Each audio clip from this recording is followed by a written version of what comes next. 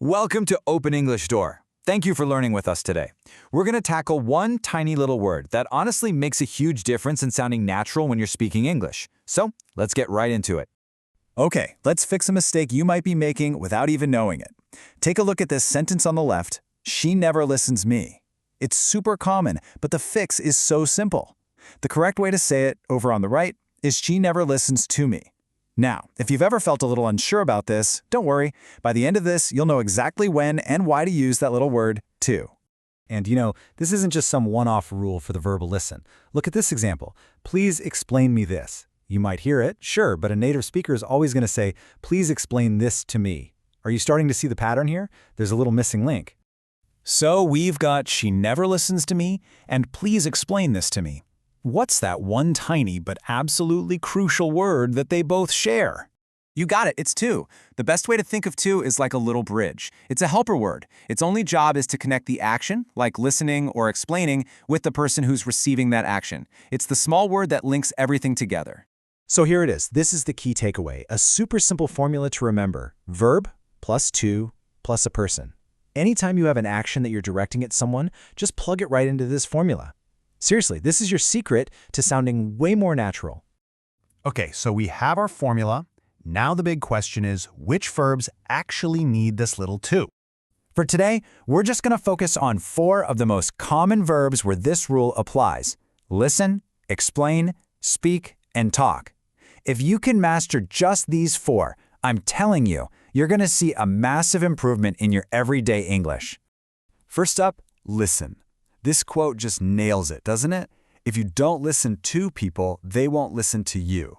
You can just hear the formula perfectly. Listen to people. That's the connection. All right, next up is explain. Imagine you're in a meeting, or maybe a class. You might ask, can you explain the problem to me? You see, you're not explaining me, you're explaining the problem to me. Makes sense, right? Now for speak, this is a really common one, especially at work. I need to speak to my manager. You're directing your speaking towards your manager. It's simple, it's clear, and it sounds professional. And finally, talk, which is kind of like the more casual version of speak. For example, she is talking to her friend on the phone. The action of talking is directed to her friend. It's that same simple rule every single time. Okay, you've seen the rule. Now let's lock it into your brain with some quick practice. You ready? Let's do this. Here's the first one. Fill in the blank, I was listening the radio.